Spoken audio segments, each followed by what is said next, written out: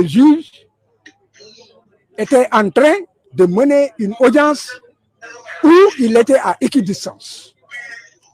Il y a donc quelque chose qui s'est passé au sommet de l'État. Donc c'est une fierté. Mais ce qu'il faut surtout retenir, c'est que c'est un vent de liberté et d'indépendance qui souffle dans les rangs des magistrats. Un vent qui a débuté au nord avec l'avocat général, Marème Diop Gueye. Tout le monde a pu apprécier son courage de dire que l'État avait tort et que l'État était dans la voie de fait et que l'État était dans l'arbitraire, qu'il ne pouvait pas priver Ousmane Sonko de ses droits et que le ministère de l'Intérieur n'était pas dans le droit, qu'il était dans l'illégalité. Un acte de courage. Et maintenant, après le nord, c'est au sud, le juge de Ziguinchor. Donc le juge de Ziguinchor lui donne raison, en réalité, que tout cela relève de voie de fait et d'une forme d'exercice de la violence sur non seulement les citoyens Ousmane Sonko, mais aussi sur la population. Parce que c'est la somme des citoyens qui fait un peuple. Et Ousmane Sonko, aujourd'hui, dirige des millions de Sénégalais. En les réprimant, en lui refusant ses droits, on force le jeu démocratique et déjà, les parrainages ont commencé, la rupture de l'égalité dans la compétition est déjà rompue. Donc, ce vent de liberté inspirera d'autres juges. Parce que j'ai dit qu'il existe dans ce pays des juges fiers, des juges honnêtes, des juges indépendants, des juges courageux. Il n'y a jamais 203. Attendons de voir le troisième. Maître, l'agent judiciaire de l'État a, semble-t-il, évoqué des proximités entre le juge et un proche d'Ousmane Sonko. Que répondez-vous à cela? Si la proximité seulement devait jouer, d'abord c'est faux. Parce que Ousmane Sonko ne connaît pas le juge ne le connaît pas. C'est une vérité.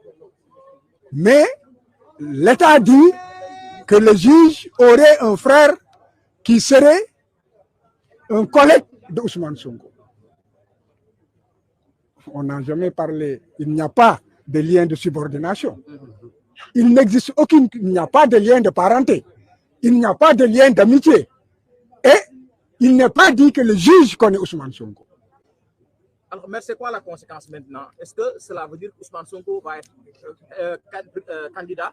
Est-ce qu'il y aura une incidence sur les autres affaires judiciaires? La candidature d'Ousmane Sonko est une exigence sociale, c'est une exigence du peuple sénégalais. Est-ce que juridiquement c'est possible maintenant? Juridiquement, Ousmane Sonko doit être candidat.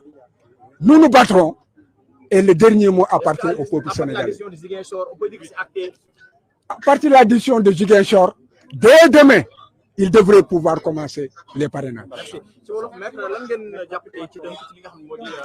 li ñu jàpp moom moo di que juge bi la ndaw si waxoon ci bërëb ba kawe ba cour suprême Marème Diop Gueye dëgg ba mu fa waxoon ne jaay doole la ñu bëgg a teg Ousmane et que li ñuy def yëpp teguñu ko ci yoon que yëfu wayu yi ñuy def dañ ko war a arrêter et que ñu bàyyi Ousmane comme tous les citoyens mu retirer fiche am dégg nga mun a participer ci parrainage yi loolu la kii firndeel tey mais kii dafa gën a sori dafa nekk lii état bi def wéeru ko fenn tegu ko ci xam-xam tegu ko ci dëgg kon boog nañu bindaat Ousmane niñ ko dindee faase ko nañ ko ci delloowaat ci ni mu gën a gaawee te bu ñu jëlee ci du ñu jël benn mesure boo xam ne mun na tere Ousmane nekk ci liste yi te Ousmane bu nekkee ci liste yi day wane que ne Ousmane day nga candidat la à la candidature. Maître agent judiciaire de l'État nee na Sonko dafa jege mbokku kenn ci juge bi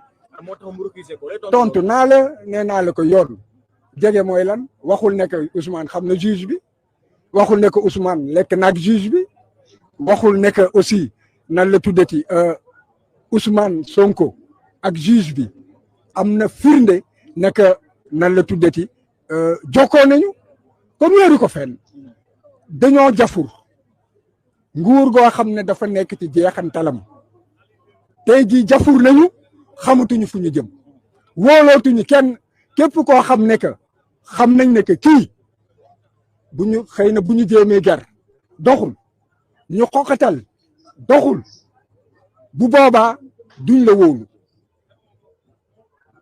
ñàkk loolu moo tax fi mu ne xamatuñu ñoom fu ñuy jublu wante ne ñu xam ne que junni magistrat ngi ci dëkk bi ñoo xam ne am nañu fit bi am nañu sañ-sañ bi am nañu xam-xam bi te bu yàlla dogalee mu dox seen loxo dañu leen di gën a bottiwaat rek ci suuf.